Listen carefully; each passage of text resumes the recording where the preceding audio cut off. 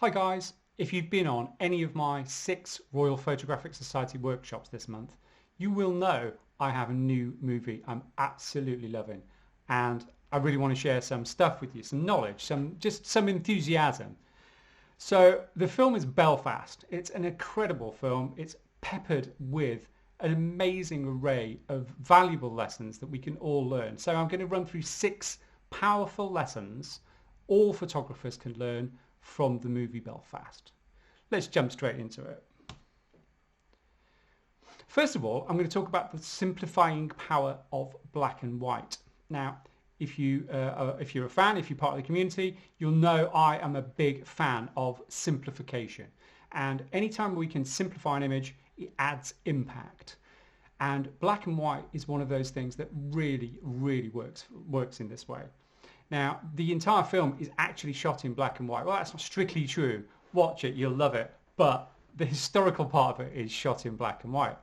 And the instant mood change and the way that it looks is just beautiful.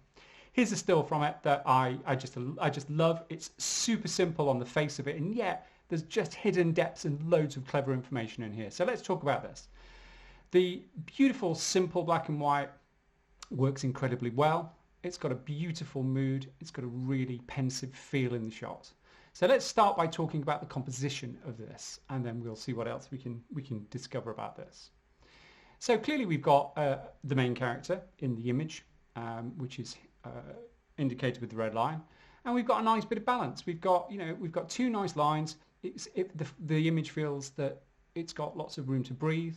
It feels like there's space to think. We've got time to travel around it. And whilst on the face of it there's not much in the image, I think you'll discover there's lots to see.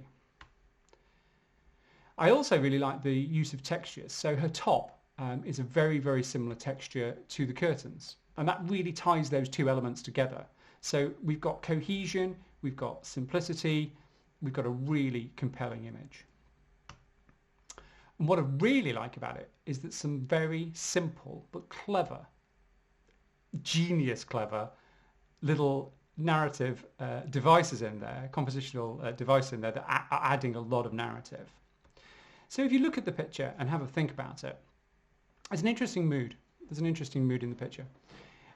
There's not much in it, but yet we feel there's a definite something being said here. So let's just break that down a little bit. First of all, we've got the protagonist looking out of frame, and they're looking out on this direction. They're sort of looking a little bit towards the past, maybe, and yet, interestingly, their body language is leaning in, and this shows, I think, an element of conflict. The person is conflicted about something. It's subtle, but I do think that that's what the director and the cinematographer was trying to say. And I think we could even take that a little bit further. You'll notice that she's got a cup of tea in her hand. And the cup of tea is the representation of herself. We'll notice there's a second cup of tea, which is the representation of her husband, who is absent through a lot of the film. Interestingly as well, his cup has a different emotional feel and weight and shape and colour and feel. The other thing that I really love about this, which I think is genius, is his cup is facing one particular direction away from her. So he's represented by a cup, and because he's not here, he's looking out of scene effectively. So his representation is looking out of frame, which she's looking in the opposite direction. And even more so, if you look at her cup is also in the opposite direction, the same direction as her gaze. So I just think that it's a really interesting image, and I think whilst there's not much in it, I think it's quite clever and incredibly well put together. Let's have a look at exploiting interesting and creative perspectives. Perspectives? I don't think we need perspectives. What I love about this is that low angle, and we often do a lot of things when we're talking about street photography or creative composition about the rat's eye view and a cat's eye view and coming up to a dog's eye view, and I love this low perspective. It really takes us in. It really makes us feel engaged in the image. I think it's also got some great leading lines, almost an implied vanishing point taking us to to the main person in the scene. And I really love the way that her direction of gaze is heading out of that in the opposite direction. So we've got energy flowing in and energy flowing out. So we've got two flows of energy in terms of compositional and the weight of the direction of her stare. And she's looking out of the window, and they've made a beautiful triangle out of that, which I think is really very clever indeed. So, I mean, just on that alone, I think it's quite an interesting image. But I just don't think it ends there. We've got a beautiful line, obviously forgive me overlaying her legs, but we've got this beautiful line coming up, taking us to her eye level. And we've also got a similar line coming off the clock. So everything is taking us to her eye level, and she's looking at a frame. She's considering something. She's deep in thought. And I think that's what makes it intriguing and interesting. Not only is it beautiful, I think something's been said. And I always find that obviously more fascinating. So let's have a look at, again, what simple compositional devices are in play here. So let's just have a look at this image just without any markings on the screen. Just give you a second. First of all, I think it's quite reflective. I think that's reinforced by the use of a mirror. Now, I know you'd say, Simon, everyone's got a mirror over their mantelpiece, but these days they probably don't. They've probably got a TV. We're going to go with it's reflective. So she's having a reflective moment. She's thinking about her life and her position. And we can tell this because she's looking out of the window. While she's in one environment, her thoughts and her mind is somewhere else. So she's looking out and observing. So I think that really does play into that idea. Now, in the film you'll know, but equally, even just from this still, we can see that there's a radio or radiogram or whatever it would have been called in the day. And I think that's the influence of the outside world coming into her world. So while she's looking out of her environment, the news and the world is intruding and coming into her environment. So I think it shows you that state of flux and that some sort of turmoil, I think. We've also got the clock, which is an interesting piece as well. So, you know, maybe she's up against time. There's a tension in the image, and I really like the clock. And below the clock, there's a nice little arrow leading down to the fire. And I think that all of these things combined really give it a sense of tension. And I think that's really, really clever because there's not, again, particularly much in it. It's quite a clean image, and yet we've got some beautiful compositional elements and some incredibly simple but effective narrative that's been built just through some very simple layers there. Let's have a look at how to create amazingly deep compositions. And if you've been on any of my composition workshops, you'll know that strong foreground elements are one of my favorite ways to do this. And this scene here is just delicious. It's so clever, it's funny, it's playful. It really has the tone of the whole film in it. And I know that's cinematography, and I know it's a constructed scene. And obviously when we shoot street, for example, that we can't construct everything in the scene itself. But you know, there are times when we're doing fishing techniques, for example, where we do have some control over elements. So whilst I know we're learning through cinematography, cinematography is a great way because that's how we all learn to read things. That's how we all get that visual literacy, by watching TV, by watching films. So I think it's a really interesting way to start to think about how does the director tell us that? What does that mean? Because once we understand something, it's so much easier to go out and execute it. So this is just take a moment. It is such a delicious scene. It's got great depth, it's got great character, it's got great humour like the film. I'm loving the three chimneys. It gives us a real sense of height and a bit of balance, which is really nice. There's also a division, and the film is all about Northern Ireland, so there's lots of division in here, but there's a division in colour in the frame, pretty much through the centre of it. So I think that gives us some weight. I really like that. I also like there's some, I think, 2 speakers or something to that effect, or 2 bits of cabinetry, speaker cabinetry. And again, it's really bringing us into that image. Absolutely beautifully. The 2 faces in the top corner delight me. They thrill me. I wish I'm going to be, you know, looking for. I'd never crop somebody like that, but it works so well. And because there's 2 of them, with the rest of the elements, it's got real balance about it. It's incredibly clever. It really is. You have to see this film. It's utterly beautiful from beginning to end. So let's see what else is in play here. We've obviously got this chap here with a beer looking at the main male character, other than the child in it, who is actually the main character. This is his father. And everyone else is looking as well. So we've got all of those directions of stare, all of that weight, all heading to a single person, which makes it incredibly powerful. Now, I know the girl with a cup of tea isn't, but that breaks that. That breaks the fact that it would almost feel a little too obvious, a bit too contrived, if absolutely everyone's looking at him. So I think we've got enough visual weight in his direction that we know he's the main character, and it's giving us lots of depth, you know, from the guy holding his braces like this. I mean, there's so many different characters in there as well. But I just love the confidence and the boldness of the crops on the faces. And I think I encourage my students to, you know, to be as bold as you dare. But this is a step beyond. But I think it's a really interesting idea. I love it. I absolutely love it. And the whole film has hundreds of incredible scenes. And bear in mind, they're moving scenes. I've just grabbed a still quite rudely from the film just to talk you through it. But these are dynamic, moving, living things. They are beautifully, beautifully done. But there are so many scenes where they've created incredible depth.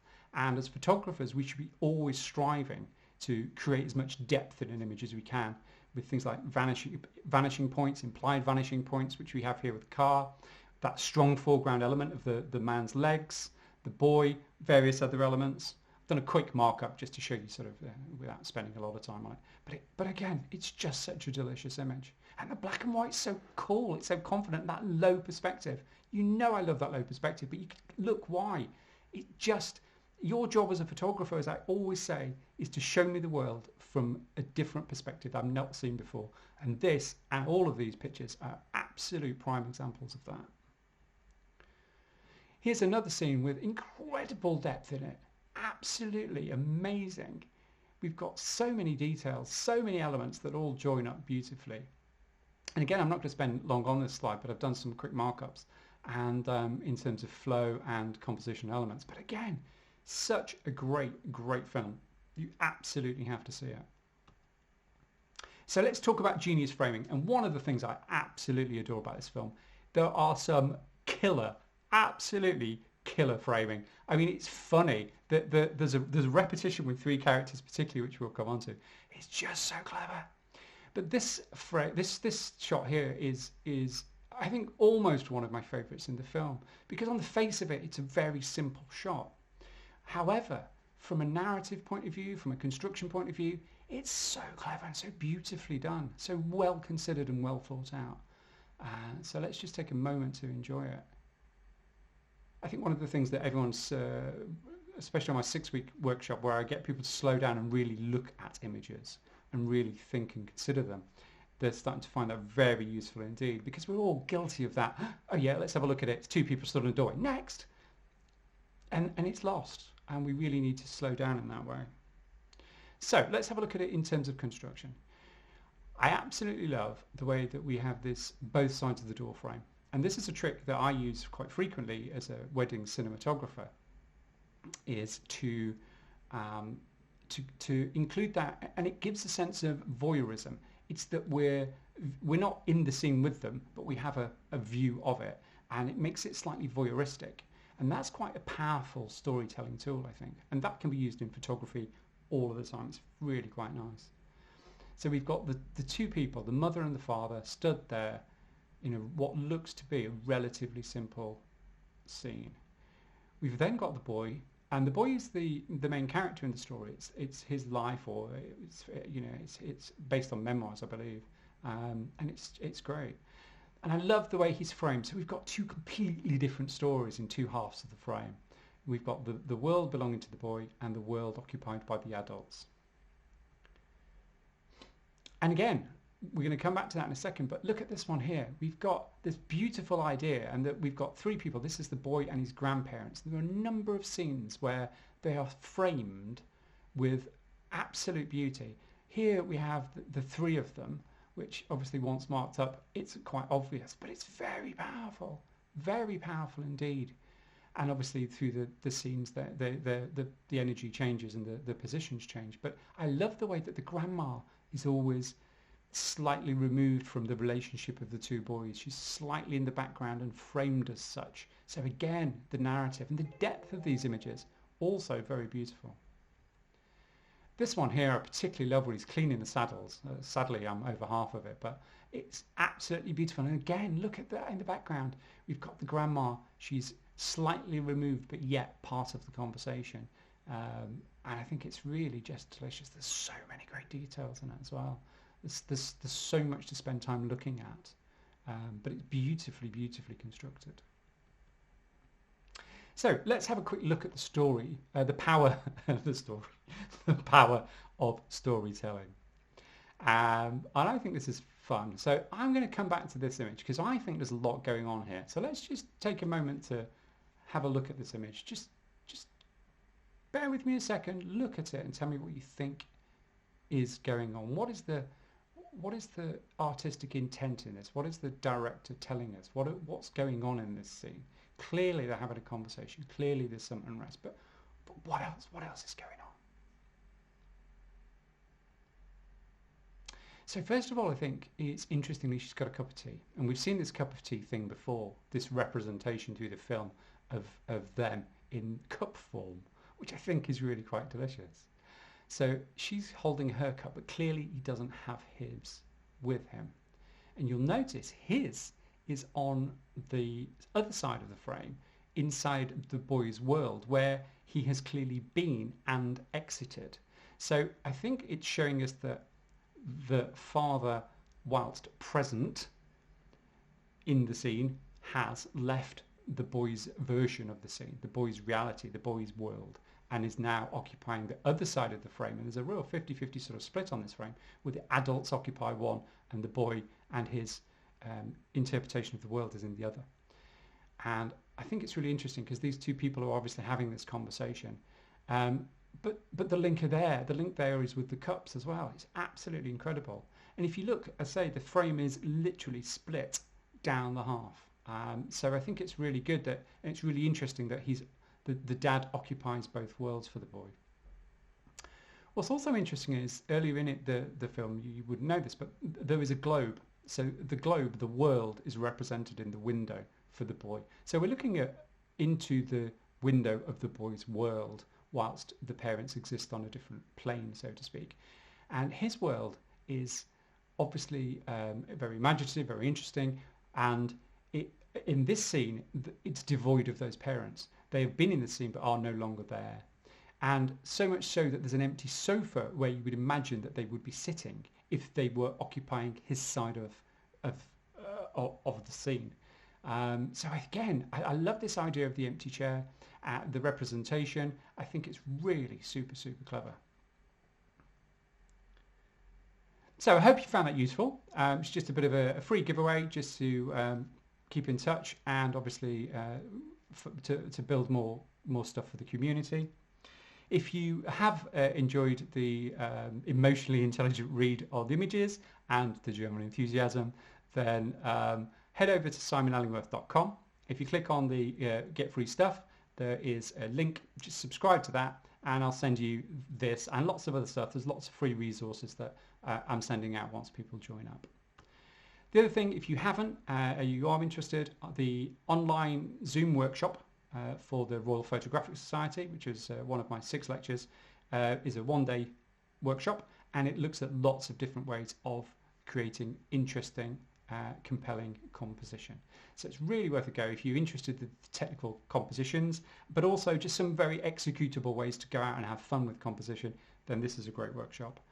And I've also just recently started doing a 6-week Zoom-based one. It's 2 hours a week. Looking at compelling ingredients for street photography. But this is obviously works on a slightly broader, but again, there's lots of how we construct images that have narrative in them and how you can read images. So a lot of the intelligent emotional reading stuff, a lot of that's in here. So if you're enjoying that, you're probably going to enjoy this too.